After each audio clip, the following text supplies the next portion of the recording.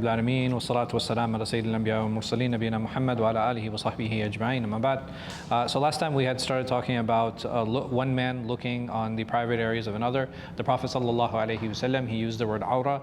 Awra has I would say it has a specific understanding and it has a fiqhi understanding, because for the awra is different levels depending on the situation and their interactions and the people that the other person is around. We had mentioned some of the easiest situations is, for example, between two spouses, is there an awra? No, right? So a man is allowed to look at his wife and a wife is allowed to look at her husband. There's a difference of opinion over looking at the private area specifically, but in general, you know, a husband can look at his wife and his wife can look at his husband. Now the question then comes is like, okay, what about everybody else, right? That's the easiest. Now we can have different complicated situations and scenarios on what that is to look like. So if you have a group of men together, and what I'm going to do is I'm going to layer the conversation. But a man in front of another man, what is the awra? There are three opinions, but it's fine. Between the navel and the knee, right? Between the navel and the. So what are men allowed to show each other in terms of their body? So if you have men, for example, in a bathroom, or if you have men even at the beach, what is the minimum amount that a man can wear in front of other men? You can wear from the surra to the rukba, meaning that you can wear from the navel to the knee. There are three opinions. One of them is the navel has to be covered and the knee has to be covered. The second opinion is that the navel can show, but the knees have to be covered. And the third opinion is that between the navel and the knee, meaning that the navel and the knee are not included in the awra. And you have two levels of awra, because even in this hadith of the Prophet sallallahu alaihi wasallam, you have he said that a man shouldn't look at the awra of another man, meaning that, okay, can I look at the knee of another man? Right, that's not something that seems to be what the intention is here. Not just that, the awra for the salah, some of the scholars, they expand the awra of the salah. So for example, the strictest on this is the Hanbali madhab, that not only do you have to cover from the navel to the knee, but you also have to cover your shoulders, right? And this is the Hanbali madhab. The other madhab, they don't have this and they don't make this requirement. Saying that, you have this idea of a religious covering that a man must maintain in these different spaces. But the question is that, all right, is it reasonable for a man only to keep that area covered when he's in public? So if I came in to teach class today and I was only wearing long shorts, or I was only wearing pants, let's make it easier. Can I? Only pants. Like I came in, I'm only wearing pants. I'm not wearing a shirt. Is that okay? Right. Yeah, sure, absolutely. Would that be socially acceptable? Socially, no. No, it wouldn't be, right? If I went to go, they're making a iqama and the imam walks in and he's not wearing a shirt. What's going to happen? Right. People be like, "What are you doing?" Yeah. So. No. Yes. From the knee to the navel. It's kind of like moral. So, because the reason I mentioned this is that sometimes we have religious rules, and then sometimes above and beyond these religious rules we have cultural norms, right? So those cultural norms, they need to be respected in different spaces and different places. And the reason that I'm mentioning this now is that when we get into the discussion around women and other women, some of you might be like, okay, that's kind of weird. And I want to mention that because that's something that's important. The Sharia is here to set the minimum guidelines. Does that make sense? Yep. Right, the Sharia is here to set the minimum guidelines because this is something that is practicable in all places, in all spaces, in all times. Meaning that if I'm in a space where it is socially and culturally appropriate to only wear something that covers from the navel to the knee, I am allowed to, just like that in that space. And what are in this culture, in this society, what are some spaces that's okay and would be acceptable? The swimming pool. Maybe in your home, right? It depends on the family, right? I think every family has a different culture. Where else? The beach, right? The beach would be something that's okay. When you're exercising, right? Even in some spaces and places, if a man is exercising without a shirt, that's not something that's considered odd or something that's considered strange. Hey, what about in a restaurant? No, right? That's something that would be unacceptable. Or if I'm at the mall with my family, no, right? That's something that's going to be unacceptable. So we have a very clear definition of where those spaces are and what that looks like and what the Shari'i guidelines are. Like, what if a man shows less than that? Like, okay, what if he's showing a little bit of his thighs? Is that part of the awrah?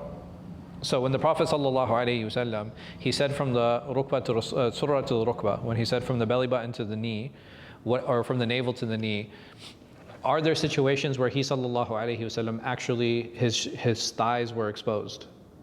There were. There is a very famous hadith of the Prophet ﷺ. He's sitting at the edge of a well, right? He's sitting on this well, and his thobe is actually lifted, and they said we could see the thighs of the Messenger of Allah ﷺ, and he didn't uncover them. He left them as is, meaning that it's okay.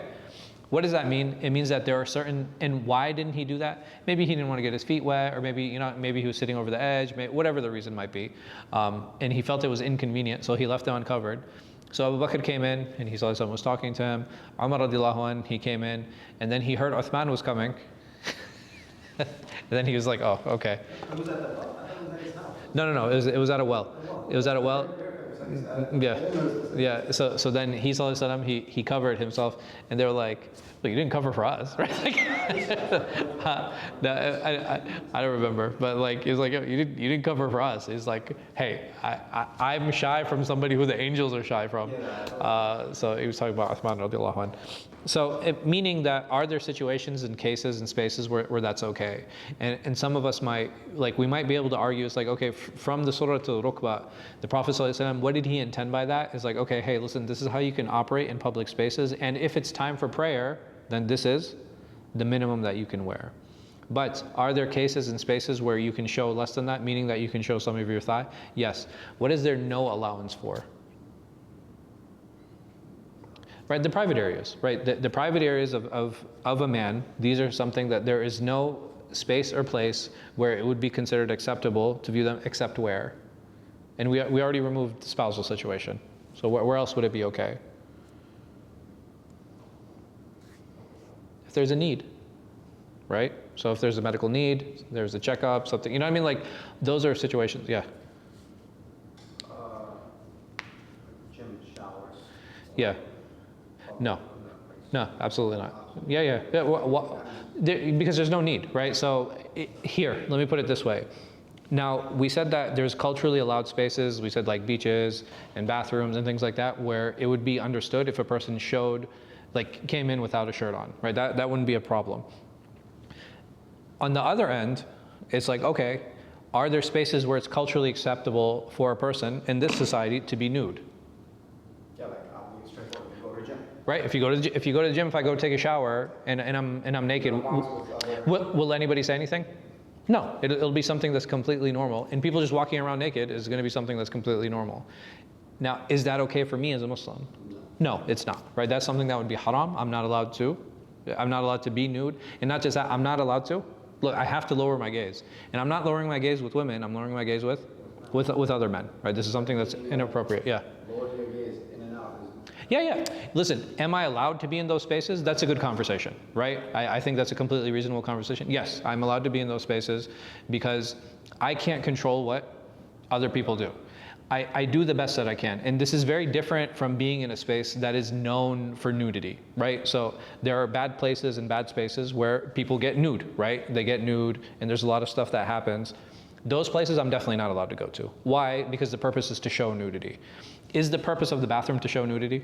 No, that's not the purpose. What is the purpose of a bathroom?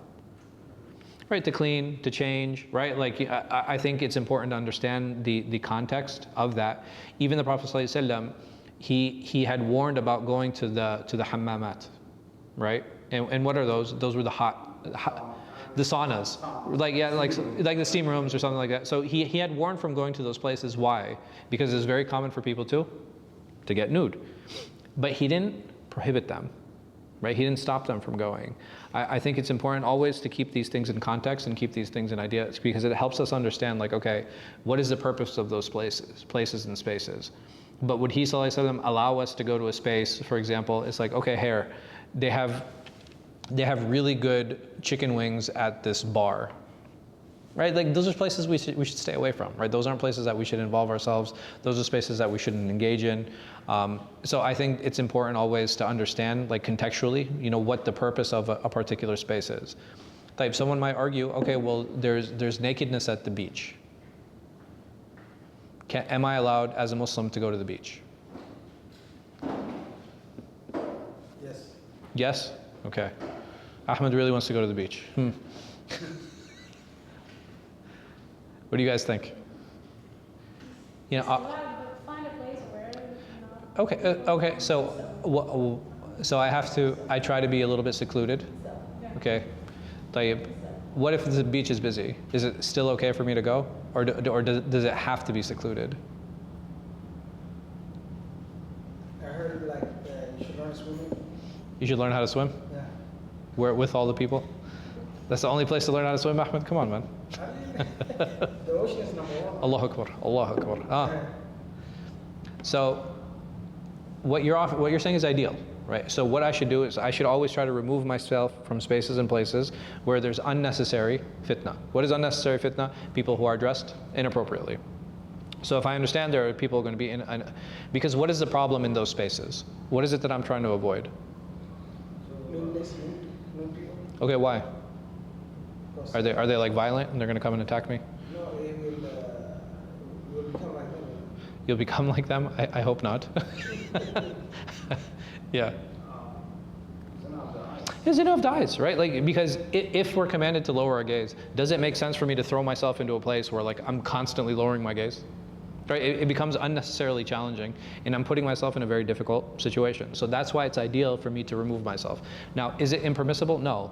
That's going to be a case-by-case basis. It's going to be based on the individual, right? So if a person, they don't have control, right? If they don't have control over their eyes, or they don't have the control over the ability to see, then for that person, what should they do?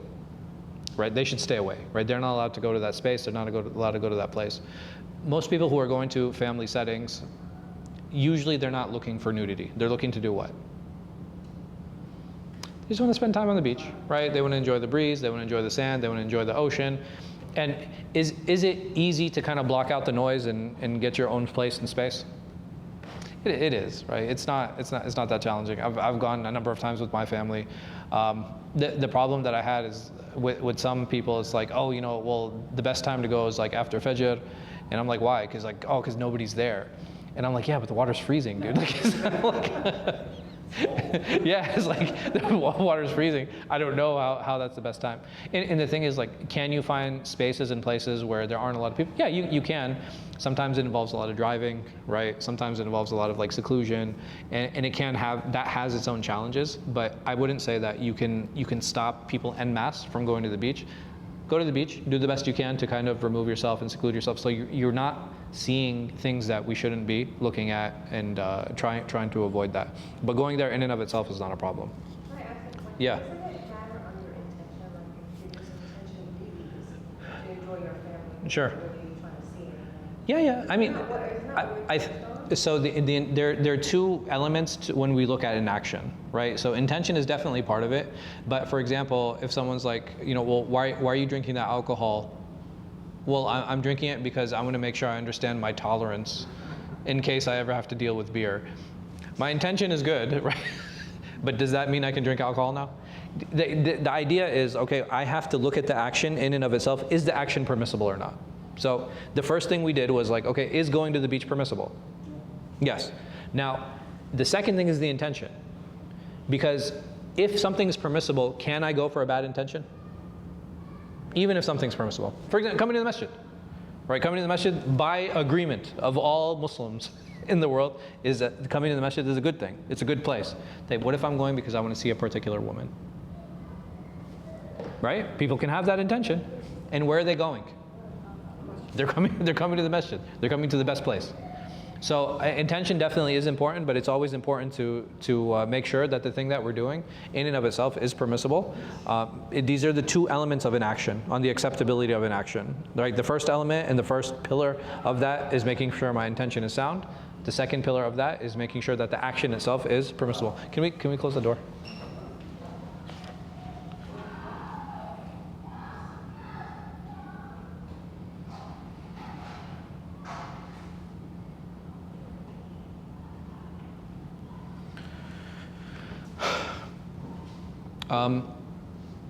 So that's in the situation of if we're in public, what can men see during the salah, and also understanding like cultural implications and what that means and what that entails.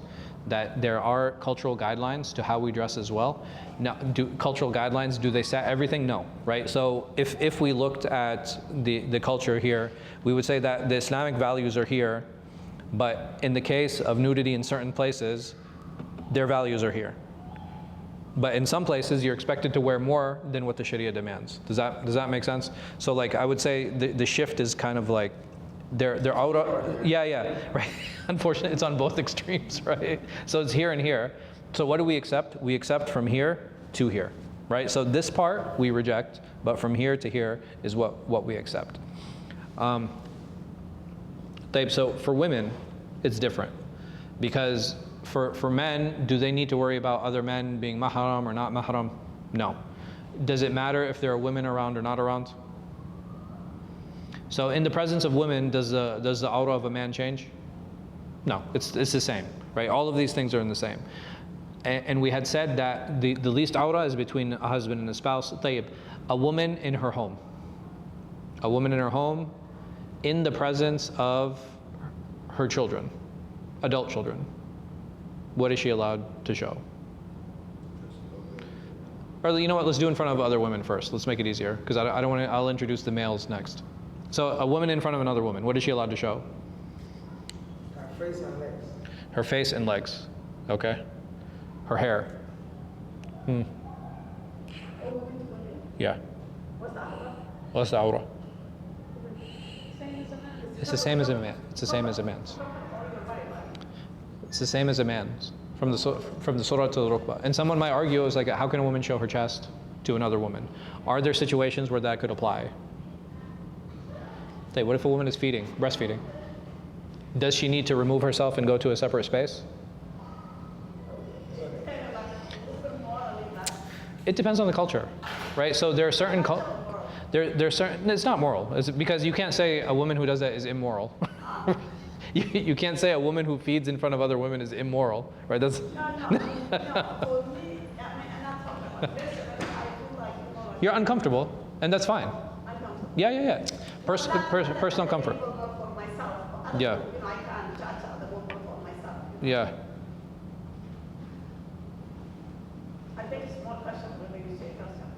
So there are definitely, so it's culture and family, right? So there are two things to it. You have in some cultures where a woman, she'll only feed in front of certain family members, right? She won't feed in front of everyone. She'll only feed in certain family members. And what happens is, like, obviously the way a woman feeds, like, a lot of her chest becomes exposed while she's feeding. Now, is that okay? Yeah, because shar'an, her aura is from her navel to her knee. Now, in addition to that, where did all these rules come from? Okay, how come a woman, when it comes to certain spaces, how come she doesn't walk with her chest open? Because culturally it's what? Culturally it's inappropriate, right? Culturally it's not considered sound, which is one of the arguments. And it's like, okay, well, in the Sharia, how come this is, remember we were talking about that lane? So this additional element is definitely there, because there are going to be situations where a woman will have to expose her chest, and that's something that's completely fine. Women changing in front of each other, that's something that's completely acceptable, right? As long as the surah to the rukbah is something that is maintained. This is why you have that aura. Now, how does that apply to maharim now? So if you have a mahram, so if we remove a woman and we put a mahram man, whether it be father, brother, sibling, what is her aura in front of him?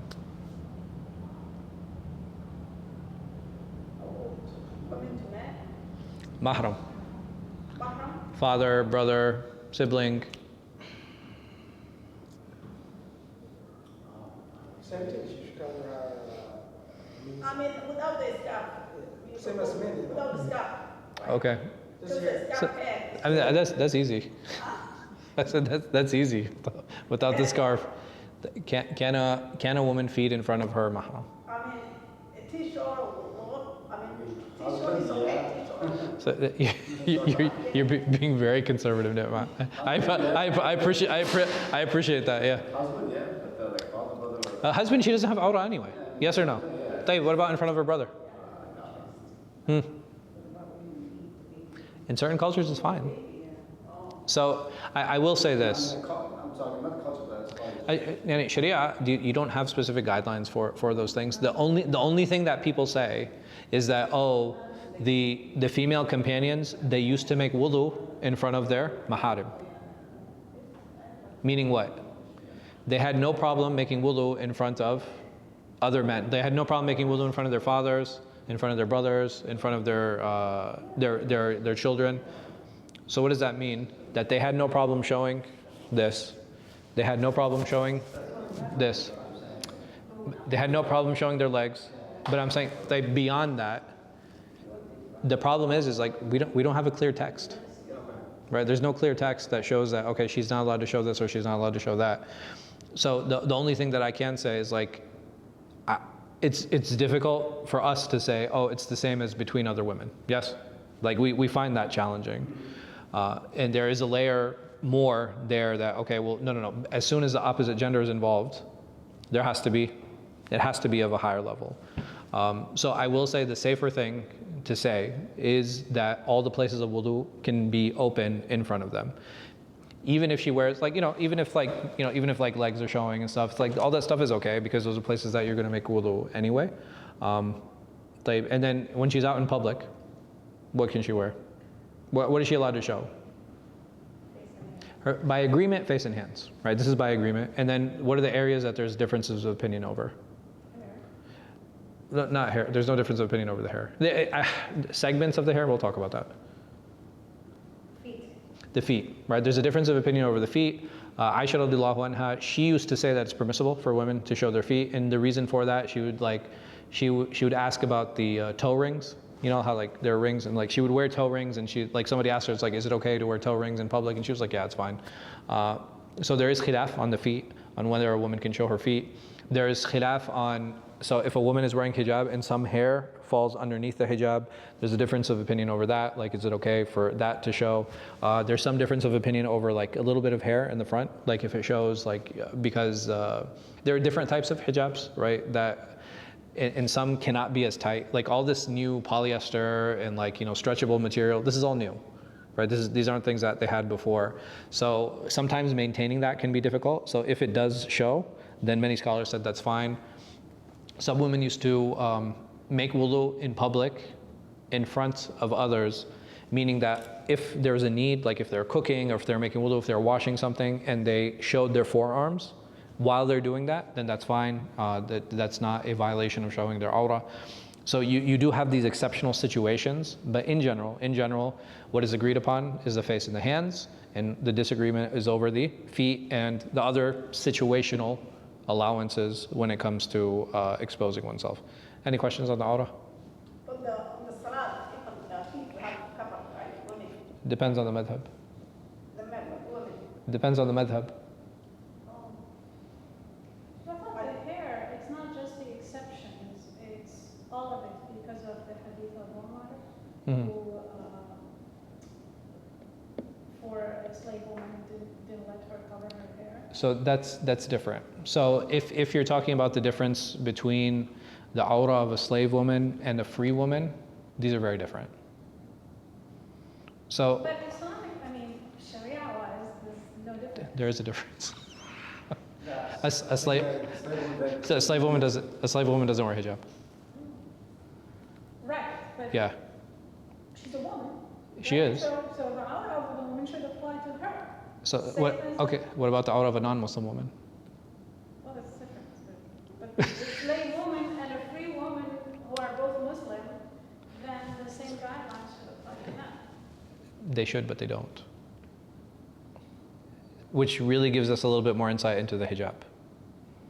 So, I guess maybe a good question is, what is the purpose of the hijab? That cover your That you cover? private parts. Hmm. Oh yeah, aura. Cover your aura. Ah. Well, not just that. There's an additional layer, right? Not just recognition of your Islam or showing your Islam. You're also showing your what? Huh? So haya, some people argue that. I want to talk about that, but after I complete this conversation, I think that that's a little bit more nuanced conversation. Like that you don't play around like you are innocent. I hope so. Yeah. But essentially, there are two things that a woman shows with her hijab. Number one, that she is Muslim. And number two, that she is free. So Yeah. becomes slave and the free. What's the Sharia guidelines? They're different. They're different. Yes. A slave woman doesn't cover her hair. Because like I said, the purpose of the hijab is to show two things. To show that she's a Muslim. And the irony, right, of the second, to show that she is free, which is very opposite from how the West portrays it. So, subhanAllah, isn't that like, I want us to think about that for a minute. If she's not covered, she's actually what? Enslaved. And if she is free.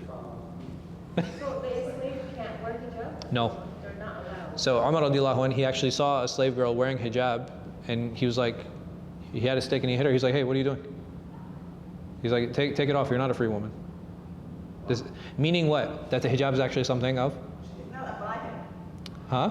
It doesn't apply to her. It doesn't apply to her, but not just that. He's showing that the hijab is a sign of what? Of honor. And that this is something that you have to earn. So they look at that. No. He said, take it off. So why are you wearing it? If she's too, like she has to wear. No. He's telling her you don't wear it.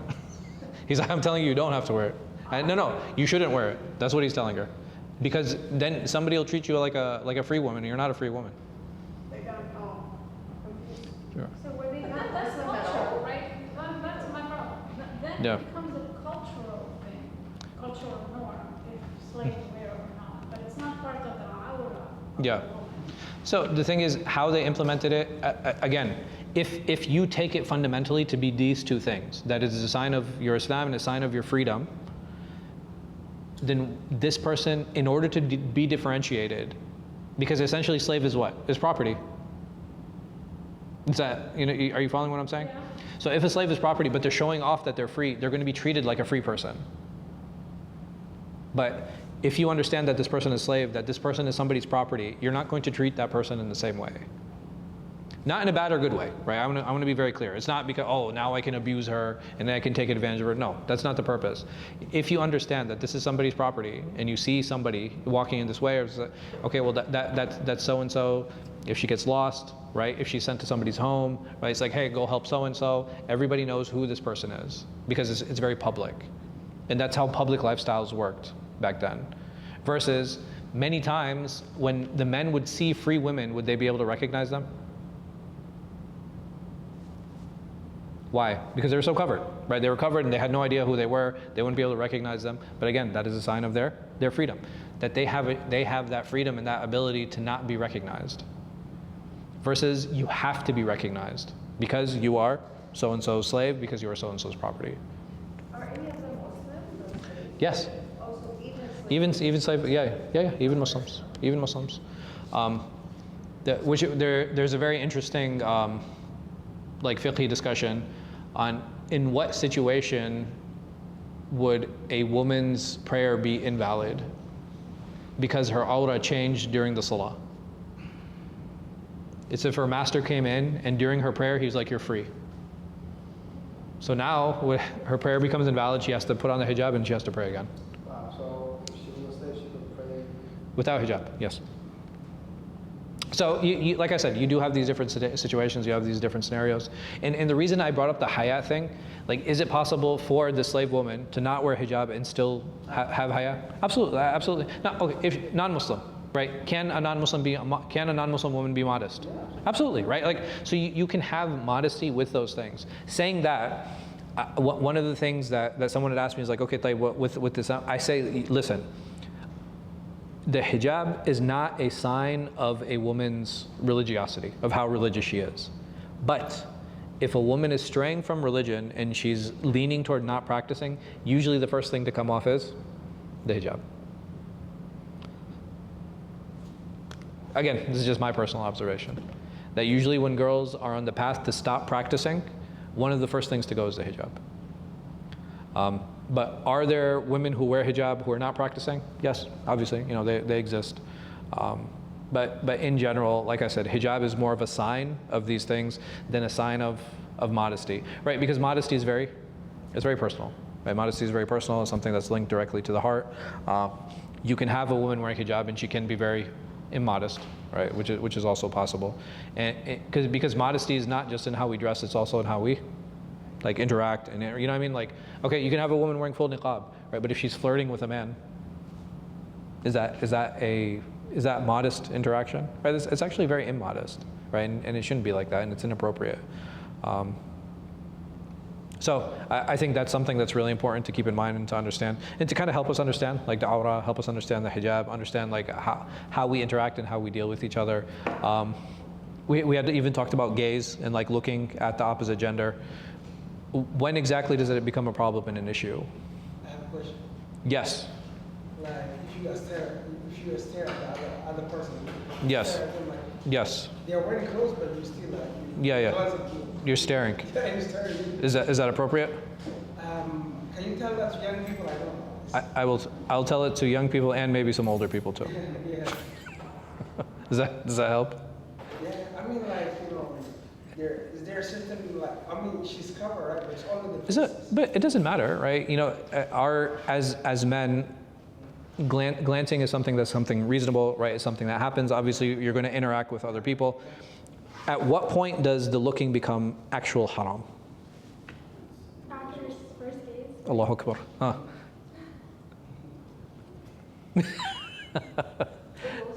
So the question is that when dealing with the opposite gender, right? And I will say this, it leans more toward men than it does with women. I don't think with women it's as big a problem. But when it comes to men and women interactions, at what point does him looking at her become a problem? It's not necessary. Or like It's extensive. Huh? Right? When there's desire.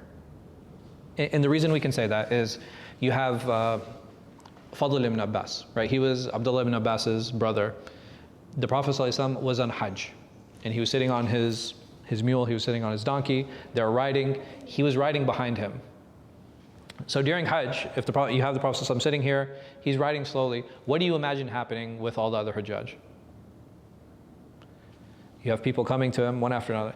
Ya Rasulullah, this happened. Ya Rasulullah, I have a question about this. Ya Rasulullah, I shaved before I slaughtered. Ya Rasulullah, I slaughtered and then I did my stoning. Ya Rasulullah. So you have a lot of people seeking fatwa from him. And then the narrator, he says, and then this beautiful woman walks up to ask a question. And the Prophet ﷺ, he's talking to her. And all of a sudden he turns around and what does he see? He sees Fadl kind of gawking at this woman. So what does he do? He's like, he takes his face and he pushes it away. And he's continuing to engage with this woman and talking to her and giving her fatwa. He turns again. He pushes away. This happens 3 times. Meaning what? That the problem came in when Fadl was staring at, like he could tell, like, hey, listen, like this is not appropriate. And not just that, recognizing the beauty of a woman is not something that is singular, right? Like this is something that is generally recognized. And someone might be like, oh, well, isn't this a proof that you can't look above? Okay, where's the Prophet ﷺ looking? Right, he was looking at her, right? He was engaging her, he was speaking to her. Or was he talking to her like this? Right, like that's something that even we culturally don't accept. Like when we're engaging and we're talking to people, where do we look at them? Like we look at their face, we don't look at their feet when we're talking at them, right? And why is that? Because we don't feel it's respectful. Like we don't feel like the person's been giving attention. Now, how does this practically look, right? If I go to Target and there are 2 cashiers and one of them I find really attractive, what should I do? Go to the other one even if the line is longer, right? Right? That's how you control your shahwa. And if I don't have a choice, what do? Right, self-checkout, right? That's always the best thing. This is the biggest fitna. So, like, you try to do the best you can in lowering your gaze, limiting your interactions, right? Like, because these are all the things that lead to fitna, right? You're trying to create barriers yourself, right? The best way So if a person suffers from something, right? If they have a substance abuse problem, or they have other issues, or they have other problems, what is the best way for me to avoid this abuse and this problem? Right, putting barriers to it, right? Can I just will myself into stopping? Like I have the power, you know what I mean? Like I can stop myself. If all I do is like doom scroll on my phone, right? And I'm just like obsessed with my phone. Can I just one day and be like, oh, you know, I'm done now, I'm going to stop. Usually what happens, like I'll install apps, like I'll put like a physical lock on my phone, right? Like I have to put barriers to make it more difficult for me to give myself access to those things. Or Instagram will just block your access. You know what I mean? Like whichever one works for you. So you have different situations and you have different scenarios where we have to stop and we have to create those barriers so that we don't engage in those ways. But it shouldn't create, again, there has to be an understanding of respectful interaction between genders, right? There has to be. This is how the Prophet ﷺ lived. You have a narration where a man was doing his walima. He was doing his walima, he invited everyone over. Who was serving the food? His new bride. You have a narration after the migration. You have a companion now, he's hosting this companion. It's time for dinner, who's sitting down and eating? Everyone. So this idea and this image people have of like men and women living separate lives, not interacting with each other, not dealing with each other. The entrance to Masjid al-Nabi was one. The tawaf ring was one, right? Like, it's not like, oh, here are the men's time, between Dhuhr and Asr are the men's times, and between Asr and Maghrib are the women's time. That's not how it was. Everybody made tawaf together. Again, we have to learn how to have respectful, meaningful interactions with each other. Yes? You were saying back during the Sahaba and the woman and the men ate together? Yes. Like that's a regular thing? It's a normal thing. It's a normal thing. Now, here, what does that limit look like? And what does that space look like? Can you imagine everybody sitting close, like men and women sitting close together and eating together? No, right? There's always going to be a respectful space. Now, what does that respectful space look like? Like, so for example, here, between the men and women in the classroom, we have about 4 feet. What if it was 3 feet? What if it was 2? What if it was 1 inch? Right, like you start, there's a subjectivity to the comfort level that men and women have in terms of like dealing with each other, but as long as there is space, right, that as long as that space is maintained and respected, then that's fine. And there's nothing wrong with that. A lot of times, like, we will create like these weird artificial barriers. I don't think they help.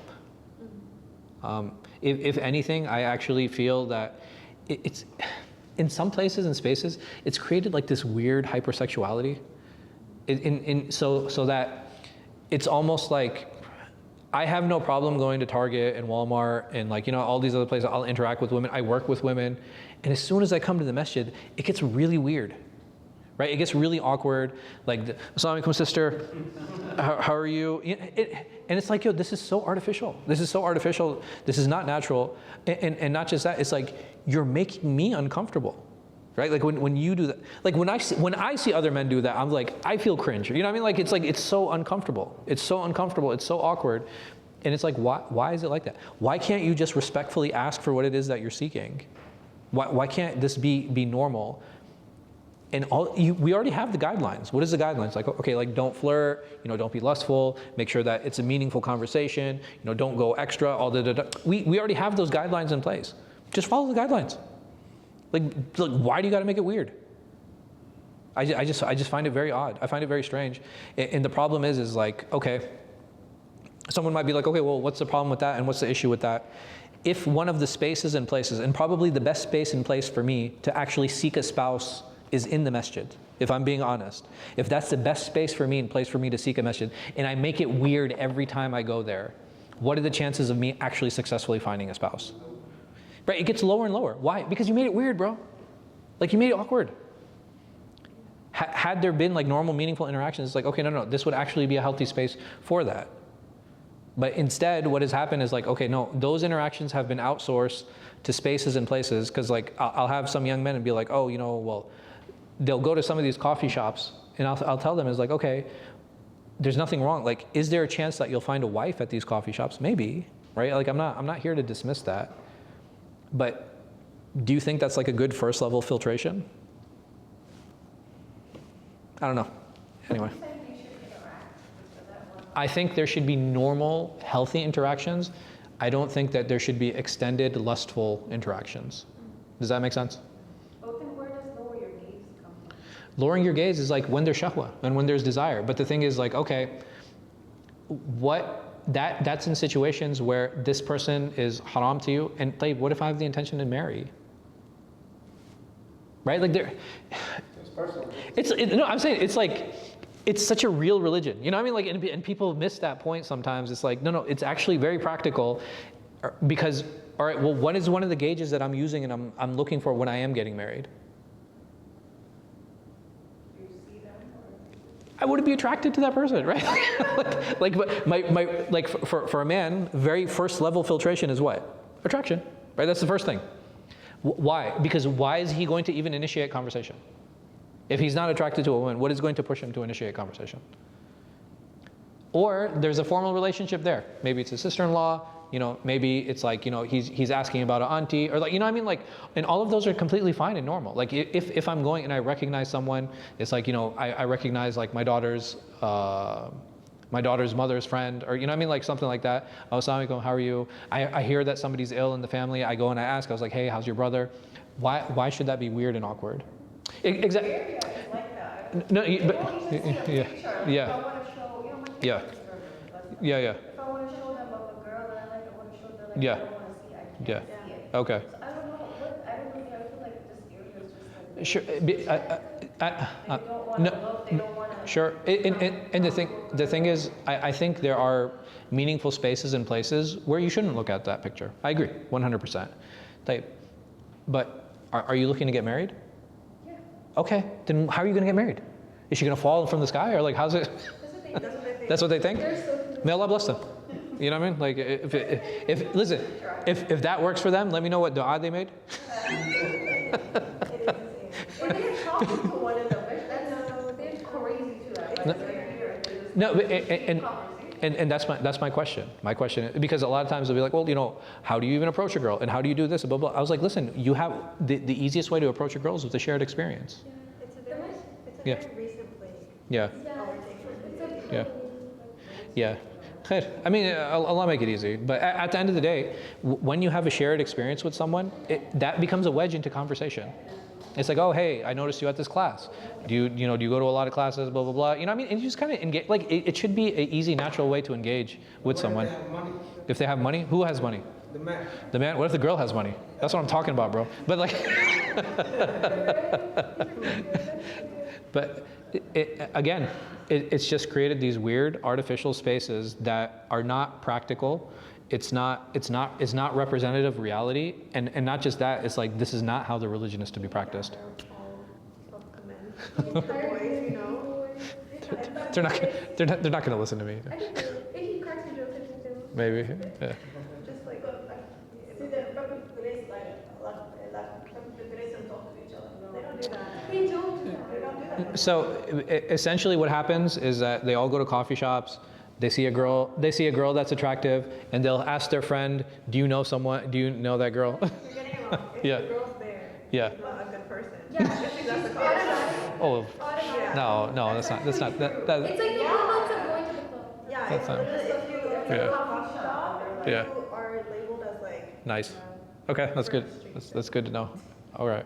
I maybe I need to frequent coffee shops. Yeah. Yes, Narwa. But you can read like coffee shop someplace and sit down and But the thing is, listen, those are all secondary steps, right? So I will say this is like, all right, once interest is established, right, mutually, right? If there's a mutual interest there, it's like, all right, well, what is the next step? What is the next step? I always recommend, it's like, okay, hey, listen, try to get third parties involved, right? Because you don't, like, marriage is such a big thing that it shouldn't be a decision that I make by myself. And why? Why is the reason for that? Remember, what did I say the first reason that a man approaches a woman? Because of attraction. He's already what? Right, he's already not thinking clearly. So what do you do? How do you kind of cut that desire? by bringing in a third party. By bringing in a third party, be like, it can be a parent, right? It can be your sheikh. It can be like, hey sheikh, like, you know, I met this one, like, girl, is it okay if we come down? We have a conversation. Why? Because you're not going to mess around, right? You're not going to throw shots, and you're not going to like, oh, just make empty praises. You're not going to like throw out like, you know, all of these like, you know, the lovey-dovey stuff, because you're like, oh, okay, no, there's somebody here, and there's someone who's going to keep an eye on the conversation. So I think it's always important to bring third parties in, even if I am interested in someone. It's like the best thing to do. Okay, go through a third party. And be like, hey, listen, can you find out about so-and-so? Because a lot of times that can actually save, what's the word? Not just trouble, it can, embarrassment, right? So a lot of times, instead of you going and asking directly, there can be like that rejection, and some people take it personally. You know what I mean? Like, I don't know why, but anyway, like, so people take it personally and they'll get hurt or whatever the case might be. And my thing is like, I think building resilience is important. Like, you have to be resilient. Like, okay, listen, you're a guy. You're gonna get rejected. It's okay. It's part of the process. It's normal. But if you don't, your heart isn't for that. Okay, you're gonna go through someone else. Like, you know what I mean? Like, go through somebody who's trusted and be like, okay, you know, hey, can you find out about that person for me? Can you go talk to them? Can you ask them if they're interested? Like, going through a third party is always the safest way. But if you're in a situation where it's like you have no third party, you don't know if you're gonna see this person again. You shoot your shot. Like, you're not. You know what I mean? What is the saying? You miss 100% of the shots you don't take. At the end of the day, you can walk away and be like, okay, alhamdulillah, I tried. You know, it didn't work. Well, you know, khair. But Allah make it easy. It's not about luck. Huh? A little bit. It's a little about luck. But khair. But we'll stop here unless you guys have any questions. Huh? It was about, well, we spent the whole class talking about the aura, like what is the aura, what is not the aura. Can I get a spark note? Sure, I'll send you the video. It's okay, you can double speed it, but I don't know how much you'll be able to understand. I speak so quickly anyway. I know, right?